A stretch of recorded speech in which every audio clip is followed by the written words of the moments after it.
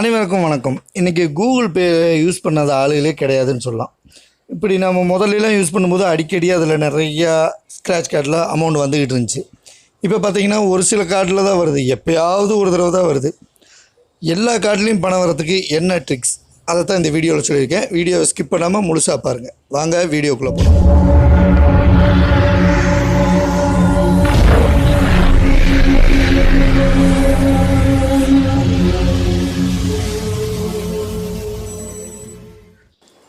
இப்போ தான் முதல்ல நம்ம சேனலை நீங்கள் பார்க்குறீங்கன்னா கீழே இருக்க ரெட் கலர் பட்டன் அழுத்தி சப்ஸ்கிரைப் பண்ணிக்கங்க. கூடவே ஒரு பெல் பட்டனையும் கிளிக் பண்ணிக்கோங்க.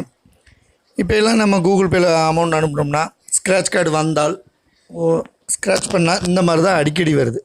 முதல்ல மாதிரிலாம் அமௌண்ட் வர்றதில்ல.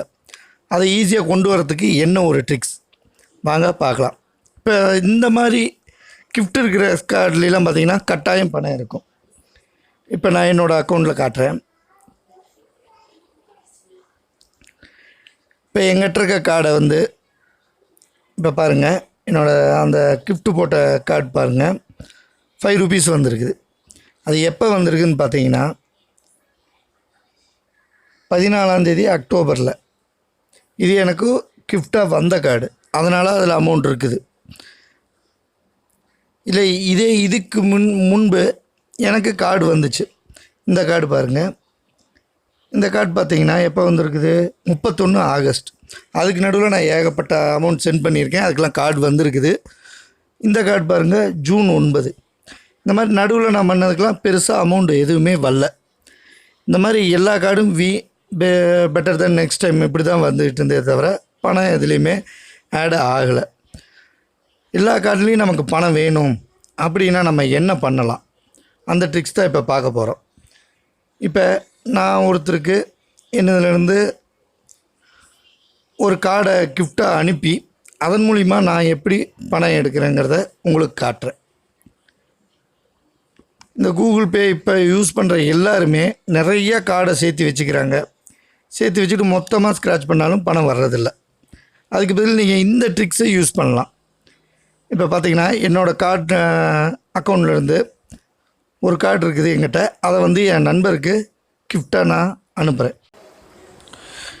இப்போ இதிலேருந்து ஒருத்தரை செலக்ட் பண்ணி அவருக்கு நான் என்னோடய கார்டை அனுப்புகிறேன். இப்போ இந்த நண்பருக்கு எங்கிட்ட இருக்க ஒரு கார்டை கிஃப்டாக அனுப்புறதுக்கு இந்த கீழே கிஃப்ட் பாக்ஸ் அதை கிளிக் பண்ணுங்கள். இந்த மாதிரி வரும்.